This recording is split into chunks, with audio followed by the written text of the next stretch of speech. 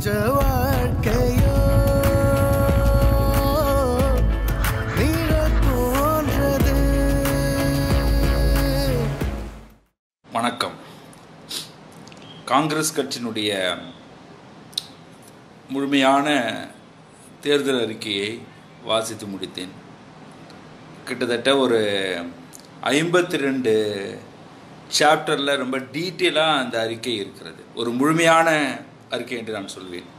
ஒரு இன்டர்நேஷ்னல் லெவலில் பரந்துபட்ட அடிப்படையில் அந்த தேர்தல் அறிக்கை தயாரிக்கப்பட்டிருக்கிறது. அதில் நிறையா இப்போ ரீசன்ட் ட்ரெண்டியாகவும் இருக்கிறது, கவர்ச்சியாகவும் இருக்கிறது. அதே நேரத்தில் ஆழமான ஒரு தேர்தல் அறிக்கையாகவும் அது இருக்கிறது. உதாரணத்துக்கு இந்த ரஃபேல் ஊழலை நாங்கள் விசாரணையை ஆரம்பிப்போம், இல்லை புதுச்சேரிக்கு நாங்கள் தனி மாநில அந்தஸ்து கொடுப்போம், வேலை வாய்ப்பில் 33% பெண்களுக்கு நாங்கள் இடஒதுக்கீடு கொடுப்போம், அதுக்கப்புறம் வறுமையில் உள்ள குடும்பத்தினருக்கு வருடந்தோறும் 72,000 கொடுக்க மாதிரி ஒரு ஸ்கீமை நாங்கள் உருவாக்குவோம். இது போன்ற விஷயங்கள் இது சொல்லப்பட்டாலும் கூட இதில் சிறப்பாக என்ன பார்க்கலான்னா, அந்த 52 டாபிக் எடுத்து படிக்கும்போது வேலையை பற்றி இருக்குது, தொழில் பற்றி, கட்டமைப்பு பற்றி, அதுக்கப்புறம் பார்த்தீங்கன்னா விவசாயம், பொருளாதார கொள்கை, வரி, கிராமப்புற மேம்பாடு, நகர்ப்புற கொள்கை உருவாக்கமாக இருக்கலாம், பாதுகாப்பு சம்பந்தப்பட்டதாக இருக்கலாம், என்விரான்மெண்ட், டூரிசம், அதுக்கப்புறம் பார்த்தீங்கன்னாக்க ஜுடிஷியரியை எப்படி மேம்படுத்துறது சம்மந்தப்பட்ட விஷயமா இருக்கலாம், விமன் எம்பவர்மெண்ட் பற்றி டீட்டெயிலாக சொல்லப்பட்டிருக்கு, education, health care, water management, environment, இந்த மாதிரி இன்றைக்கு சர்வதேச அளவுக்கு என்னென்ன இஷ்யூஸ்லாம் இருக்கோ அதையெல்லாம் தொகுத்து ஒரு 52 சாப்டரில் அவங்க போட்டிருக்கிறது ரொம்ப அற்புதமான ஒரு தேர்தல் அறிக்கை நான் சொல்லுவேன். ஒரு தேர்தல் அறிக்கை என்பது எப்படி இருக்கணும் அப்படின்னா, சமூக நீதி அதில் உள்ள அடங்கி இருக்கணும், வளர்ச்சி இருக்கணும், நிர்வாகம் இருக்கணும், மேம்பாடு இருக்கணும். இதுதான் அந்த தேர்தல் அறிக்கை என்பது நமக்கு உணர்த்தும். இரண்டாவது பார்த்தீங்கன்னா, ஒரு நம்பகத்தன்மையை ஏற்படுத்தணும். காங்கிரஸினுடைய இந்த தேர்தல் அறிக்கை என்பது அவர்கள் சர்வதேச அளவுக்கு இன்னைக்கு என்ன ட்ரெண்டியாக போயிட்டுருக்கு, யூஎன்ல என்னென்ன போயிட்டுருக்கு, உலக அளவில் என்னென்ன இஷ்யூஸ் போயிட்டுருக்கு, இதெல்லாம் உள்வாங்கி தான் அந்த தேர்தல் அறிக்கை அவர்கள் தயாரித்திருக்கிறார்கள்.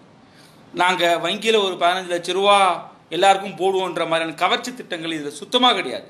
ரியாலிட்டியாக அந்த தேர்தல் அறிக்கையை அவங்க செஞ்சுருக்கிறாங்க. குறிப்பாக பார்த்தீங்கன்னாக்க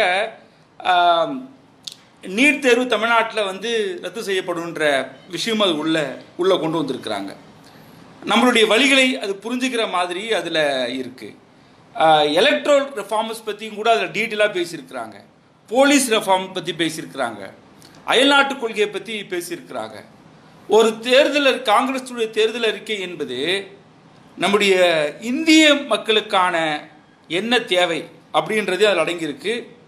இந்திய மக்கள் வெளிநாட்டு மக்களோடு இருக்கக்கூடிய அந்த நட்புணர்வு எப்படி இருக்க வேண்டும் என்கிற அந்த அடிப்படையிலையும் அந்த தேர்தல் அறிக்கை இதில் அமைஞ்சிருக்குது. இதுதான் இந்த தேர்தல் அறிக்கையுடைய ஸ்பெஷல்னு சொல்லுவேன்.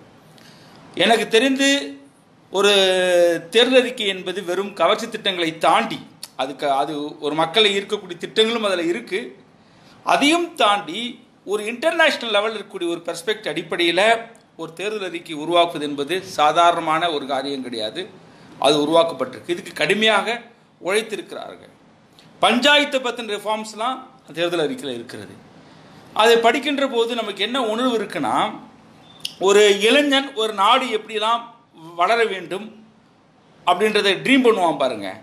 அந்த இளைஞனுக்கான ஒரு ரோட் மேப் மாதிரி இருக்குது. அதை படிக்கிற எல்லாரும் அதை பார்க்கும்போது அதில் நம்முடைய நம்பிக்கை தெரியுது, நம்மளுடைய வளர்ச்சிக்கான ஒரு அடையாளம் தெரியுது, நம்பிக்கை தெரியுது. இது இம்ப்ளிமெண்டேஷன் பண்ண முடியும். அது பண்ணாமலாம் அவங்களால முடியாதுன்றதுலாம் கிடையாது. கண்டிப்பாக இம்ப்ளிமெண்டேஷன் பண்ண முடியும். இன்னும் சொல்ல போனால், நார்த் ஈஸ்டில் இருக்கக்கூடிய அந்த கருப்பு சட்டம், அந்த சட்டத்தை ரத்து பண்ணுவன்றது அறிவிச்சது, ஜம்மு காஷ்மீர் இஷ்யூவை பேசியிருப்பது, சில விஷயங்கள் எல்லாம் அந்த ஓப்பன் ஹார்ட்டோடு அவர் பேசியிருக்கிறார். எந்த தேர்தல் அறிக்கை சொல்லப்பட்டிருக்கு. ஒரு திறந்த மனதோடு காங்கிரஸ் கடந்த ஆண்டுகளில் செய்த பிழைகள் இருக்கு பாருங்க, அந்த பிழைகளை உணர்ந்து தான் இந்த தேர்தல் அறிக்கை அவங்க கொண்டு வந்திருக்கிறாங்க. இதுதான் இந்த தேர்தல் அறிக்கையுடைய சிறப்பம்சம் நான் சொல்லுவேன். இன்னும் ஒருபடி மேலே போய் சிவில் சொசைட்டி என்கரேஜ் பண்ணணும். இந்த மாதிரியான நம்ம நாட்டினுடைய வளர்ச்சிக்கும் அதுக்கு என்கரேஜ் பண்ணுறதுக்கான சில ரிஃபார்ம்ஸும் அதில் சொல்லப்பட்டிருக்கு. ஊடக சுதந்திரத்தை பற்றியும் சொல்லப்பட்டிருக்கு, ஆக்டிவிஸ்டுக்கான ரோல் பற்றியும் அதில் சொல்லப்பட்டிருக்கு. இது ஒரு பக்கம் போனாலும் இன்னொரு பக்கம் தொழில், விவசாய கடனை எல்லாம் ரத்து பண்ணுறேன்ற ஒரு விஷயம் அதில் ரொம்ப ஸ்ட்ராங்காக இருக்குது. அந்த விவசாயியுடைய வழிகளை அதில் உணர்ந்து அந்த இதை சொல்லியிருக்கிறாங்க. நம்முடைய விவசாயிகள்லாம் டெல்லியில் நின்று போராடுறதுக்கு ஒரு தீர்வு கிடைக்கிற மாதிரி இருக்குது.